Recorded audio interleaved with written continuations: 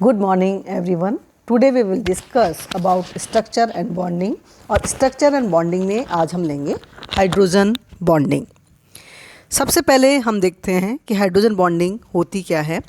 दो प्रबल ऋण विद्युतीय परमाणुओं के मध्य में हाइड्रोजन परमाणु का dipole dipole attraction hydrogen bonding कहलाता है।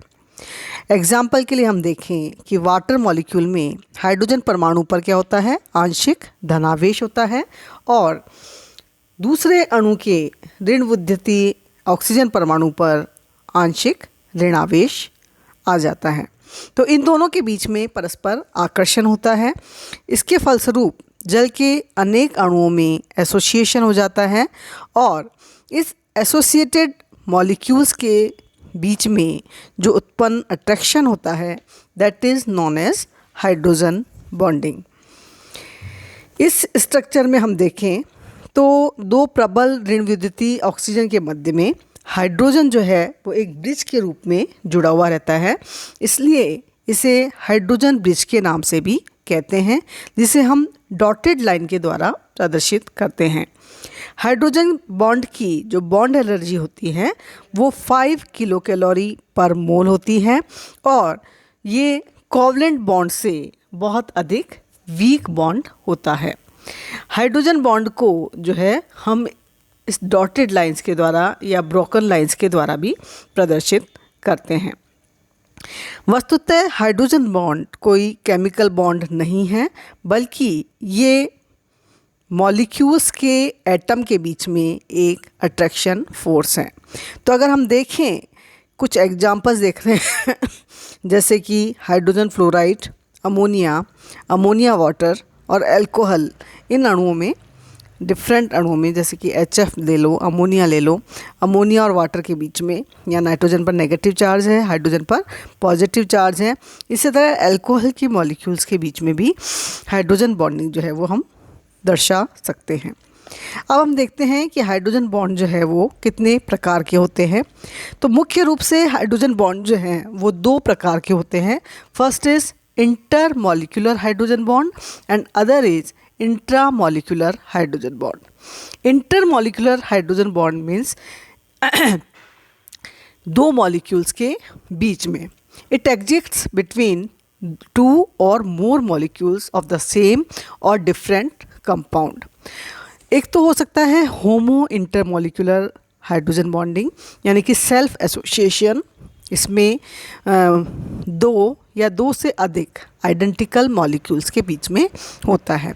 और दूसरा होता है हीट्रो इंटरमॉलिक्यूलर हाइड्रोजन बॉन्डिंग, जिसमें कि दो अलग अलग स्पीशीज़ के बीच में हाइड्रोजन बॉन्डिंग का फॉर्मेशन होता है। हम देखते हैं एग्जाम्पल होमो इंटरमॉलिक्यूलर हाइड्रोजन बॉन्ड के। तो उसमें हम ये अल्कोहल का एग्जाम्पल ले रहे हैं, दिस इज़ ROH और दूसरा मॉलिक्यूल अल्कोहल का। तो हाइड्रोजन और ऑक्सीजन के बीच में हाइड्रोजन बॉन्डिंग हो जाती है और एक पूरी सीरीज इस तरह से बन सकती है, this is homo intermolecular hydrogen bonding. और अगर ये दोनों मॉलिक्यूल्स डिफरेंट हो, जैसे कि एक ये तो यहाँ पर सेम मॉलिक्यूल है, अल्कोहल्स के मॉलिक्यूल है। एक और एग्जांपल हो सकता है इसमें क्लोरोफॉर्म के मॉलिक्यूल में आप क्या देख रहे हैं, इस तरह से हाइड्रोजन बॉन्डिंग होती है। और दूसरा, अगर ये मॉलिक्यूल डिफरेंट तरह के मॉलिक्यूल हो तो भी इनके बीच में हाइड्रोजन बॉन्डिंग हो सकती है।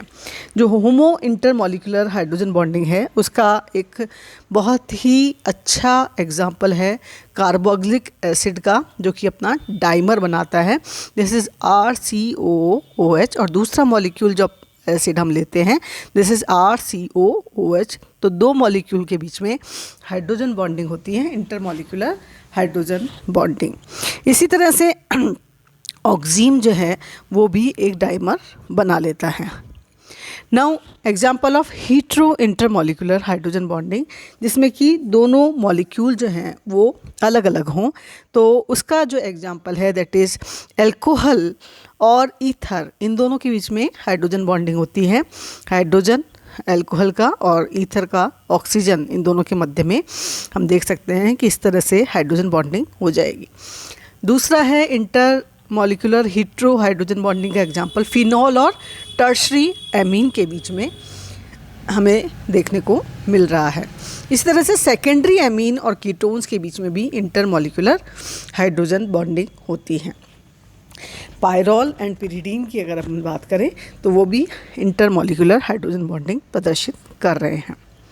अब next is intramolecular hydrogen bonding, यानी कि हाइड्रोजन बॉन्डिंग जो कि उसी मॉलिक्यूल के बीच में होती है। एक ही मॉलिक्यूल के दो ग्रुप्स के बीच में हाइड्रोजन बॉन्डिंग का फॉर्मेशन, हाइड्रोजन बॉन्ड का फॉर्मेशन हो जाता है। ये इंट्रामॉलिक्यूलर हाइड्रोजन बॉन्डिंग जो है इसे हम चीलेशन भी कहते हैं, क्योंकि यहाँ पर एक रिंग स्ट्रक्चर इसके द्वारा बनती है।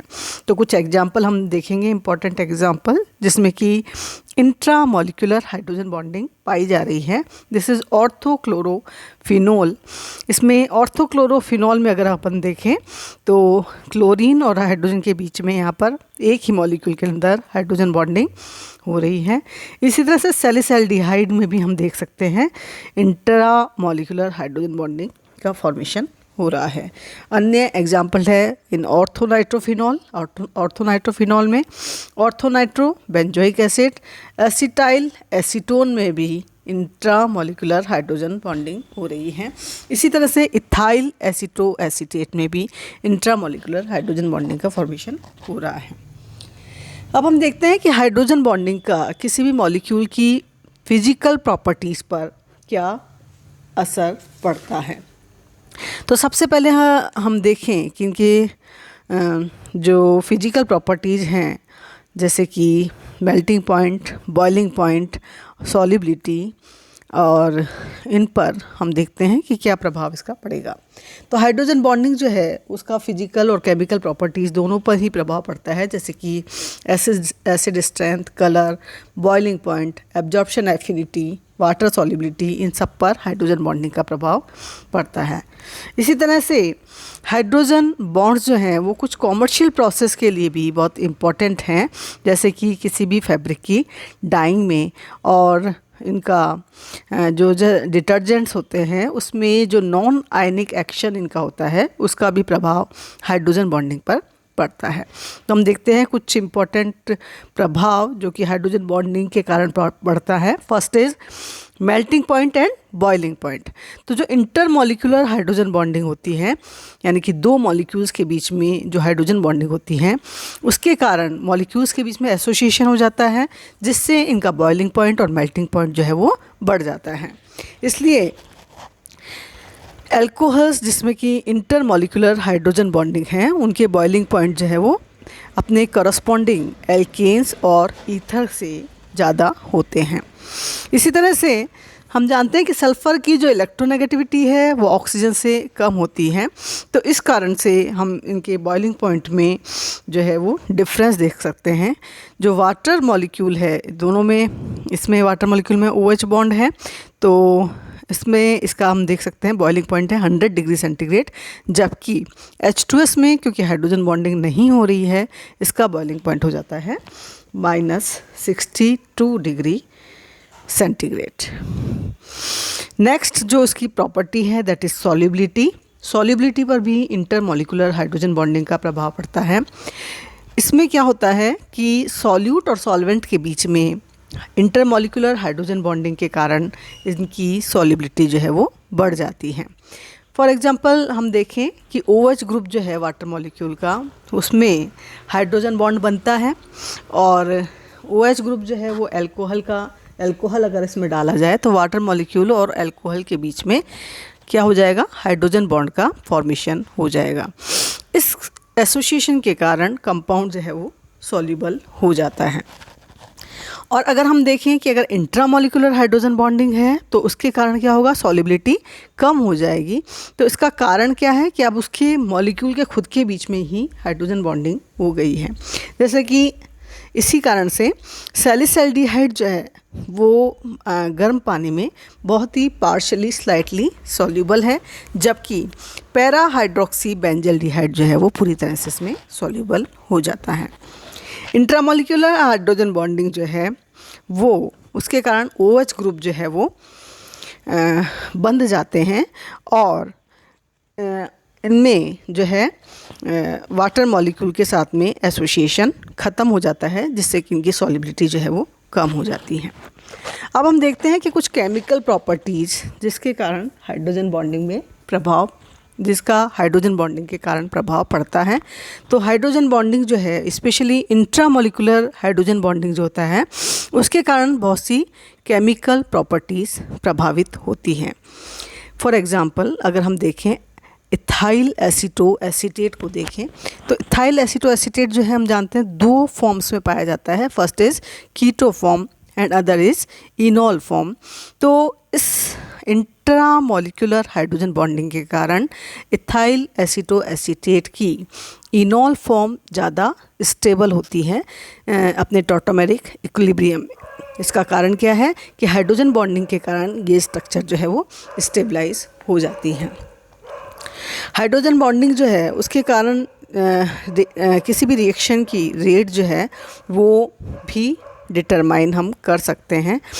तो हम जानते हैं कि जो प्रोटीन्स होते हैं उनकी टर्नरी स्ट्रक्चर होती है प्रोटीन्स की और न्यूक्लिक एसिड की, तो ये भी हम हाइड्रोजन बॉन्डिंग के द्वारा डिसाइड कर सकते हैं। अब हाइड्रोजन बॉन्डिंग को हम कैसे डिटेक्ट करें, किसी मॉलिक्यूल में हाइड्रोजन बॉन्डिंग प्रेजेंट है या नहीं है? तो इसके कई तरीके हैं, जैसे कि डायपोल मूवमेंट है, सॉल्युबिलिटी बिहेवियर है, फ्रीजिंग पॉइंट है, उसका कम हो जाना है। तो लेकिन सबसे इम्पॉर्टेंट मेथड जो कि यूज किए जाते हैं हाइड्रोजन बॉन्ड डिटेक्शन में वो है IR और NMR स्पेक्ट्रोस्कोपी। तो सबसे पहले हम बात करते हैं कि IR स्पेक्ट्रोस्कोपी के द्वारा किस तरह से हाइड्रोजन बॉन्डिंग को हम पता लगा सकते हैं। हम जानते हैं कि फ्री OH ग्रुप जो है वो जनरली IR रेडिएशन का एब्जॉर्प्शन करता है रीजन 36502 टू 3580 सेंटीमीटर इन्वर्स पर। और ये जो रेडिएशन ये जो आता है पीक आती है वो किस कारण से आती है? Due to OH stretching vibration के कारण आती है। लेकिन जब यहाँ पर हाइड्रोजन बॉन्डिंग हो जाती है तो फ्रीक्वेंसी जो है वो लोअर फ्रीक्वेंसी की ओर शिफ्ट हो जाती है और एक ब्रॉड बैंड अपीयर होता है 3300 सेंटीमीटर इनवर्स पर। हमें ये ध्यान रख सकते हैं कि हाइड्रोजन बॉन्डिंग जो है वो हमेशा लोअर फ्रीक्वेंसी की तरफ शिफ्ट होती है, ठीक है, due to hydrogen bonding. IR spectroscopy जो है उसके द्वारा हम इंटरमॉलिक्यूलर हाइड्रोजन बॉन्डिंग है या इंट्रामॉलिक्यूलर हाइड्रोजन बॉन्डिंग है ये पता लगा सकते हैं। इंटरमॉलिक्यूलर हाइड्रोजन बॉन्डिंग में जो है बैंड जो है वो डिसअपियर हो जाता है जैसे जैसे हम डाइल्यूशन उसका इंक्रीज करते जाते हैं। और इंट्रामॉलिक्यूलर हाइड्रोजन बॉन्डिंग जो है वो एक इंटरनल इफेक्ट है, तो वो बहुत ही कम कंसंट्रेशन में भी हमें उसका बैंड जो है वो नज़र आएगा, वो बनी रहती है। दूसरा जो तरीका है वो है न्यूक्लियर मैग्नेटिक रेजोनेंस स्पेक्ट्रोस्कोपी, जिसके द्वारा हम हाइड्रोजन बॉन्डिंग का पता लगा सकते हैं। अगर हम देखें 1H NMR स्पेक्ट्रम, तो केमिकल शिफ्ट की वैल्यू हाइड्रोजन बॉन्डेड प्रोटीन की डिपेंड करती है इलेक्ट्रॉन के चारों तरफ, उस प्रोटॉन के चारों तरफ इलेक्ट्रॉन की डेंसिटी पर डिपेंड करती है।